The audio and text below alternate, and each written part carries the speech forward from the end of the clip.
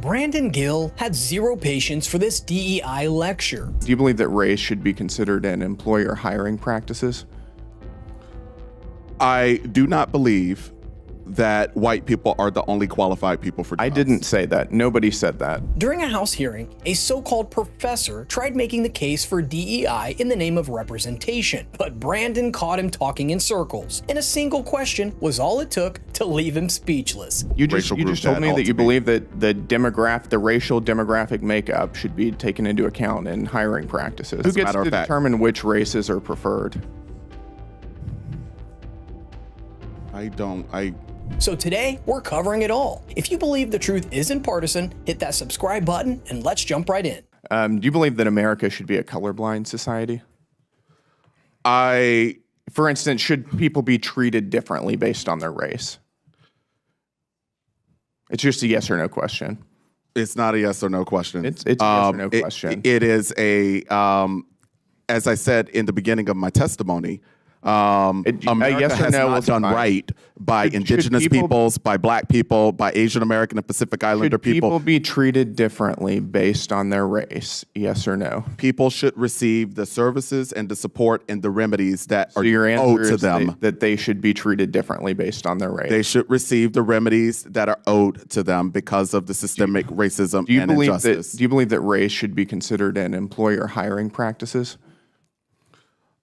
I do not believe that white people are the only qualified people for jobs. I didn't say that. Nobody said that. I asked you if race should be considered in employer hiring practices. And you're not going to intimidate me by slandering me as a racist. You're also, I did not call you a racist. No, you're not going to intimidate me by insisting that I called you a racist. Straightforward question. It really was a simple yes or no question. One any reasonable person could answer in seconds, but not for Dr. Sean Harper. And yes, he is a college professor. His academic works mainly center around race and DEI, with published papers like Advancing and Sustaining Racial Justice in Pro Sports, where he lists reparations as the top principle for justice. On the very next page, he argues that white coaches and executives are overrepresented in the NFL. In another piece for PBS, he wrote how colleges need to stop sustaining white supremacy. Meanwhile, another article claims Harper trains white teachers to be less racist. So Brandon was absolutely right in saying that you're not going to intimidate me by calling me a racist, because the guy has an interesting track record of dishing out that label. It's a yes or no question. Should race be considered in employer hiring practices? Yes or no? I believe that diversity ought to be considered as companies and other organizations attempt to reflect their customers, our country. I'll take that as a yes. Which race do you think should be preferred?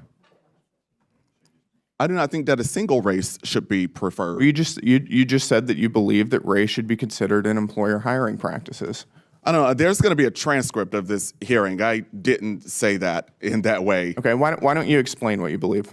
What I said and what I believe is that the demographic composition of workplaces, our nation's military, and so on, our Congress, ought to reflect the diversity of the United States of America. Racial demographic composition. Racial demographic, is that what you're saying? Racial, gender. Okay, so race should be a factor in employer hiring practices.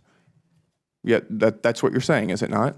Organizations ought to attempt to match the diversity of their... You're hopping around the question. No. Exactly. All he's really doing is going in circles, hoping that no one picks up on the fact that he wants every company to mirror census data. But here's the thing. A DEI program's goal is to help groups that face disadvantages in society achieve better outcomes in organizations. Back in the late 1960s and the early 70s, that mostly meant helping people of color and women enter the workforce. Today, identity politics has split society into so many disadvantaged groups that everyone's a victim in some way. Now it's all about gender, religion, disability, and the list keeps growing and growing. So if you're a small business owner and with just 30 employees, are you supposed to ignore merit and check off identity boxes instead? If that's the case, most companies wouldn't survive long enough to meet their goals, and nothing would get done. By this point, Harper had already cornered himself through the answers, and then Brandon dropped a single question that left him speechless. Who gets to determine which races are preferred? I already told you I don't have a single racial group. You just told me that you believe that the racial demographic makeup should be taken into account in hiring practices. And it should be reflected in all levels of companies and other organizations. Okay, let's talk about college admissions.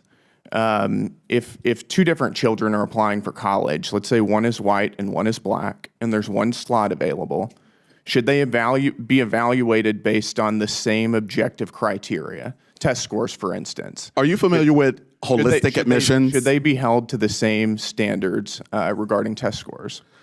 I am a proponent of holistic admissions. It's just a yes or no question. Yeah, no, I can't answer that question for you as a proponent of holistic admissions. Got it. I'll take that as a no.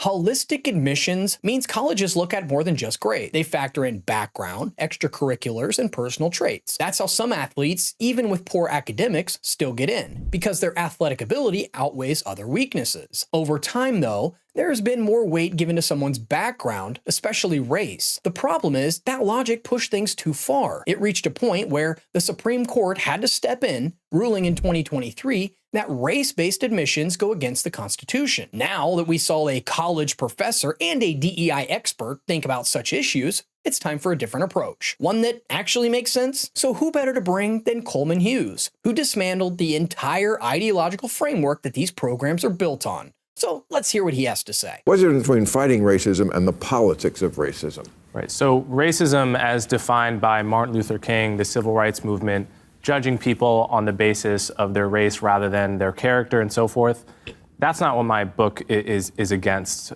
fighting. Obviously, we should all fight that, no matter who it's directed at. What my book is fighting is this ideology that really was born with critical race theory, the adult version of critical race theory in the 70s and 80s, and became more popular over the past 10 years, that equates whiteness with evil, equates blackness with a kind of moral superiority, stereotypes whole groups of people, says that your race is an essential part of who you are. The way we're going to get to, the kind of society we want is by focusing more and more on racial identity. In my book, I say this is nonsense. This is totally against the spirit of the civil rights movement, and that actually the wise principle is that we should try to treat people without regard to race, both in our personal lives and in public policy. Just 10 years ago, this would have been seen as regular common sense opinion. But today, in an era driven by identity politics and performative progressivism, Coleman's take feels revolutionary. That's because he directly challenges the victimhood narrative pushed by people like Dr. Harper. And by doing so, he's putting a target on his back. I mean, we've seen this play out when he appeared on The View, where instead of engaging with his ideas, Sonny Hostin claimed this guy was being used as a pawn by the right, despite Hughes voting Democrat his entire life. Let me know in the comments your thoughts on the story. Don't forget to like and subscribe, and remember, keep thinking.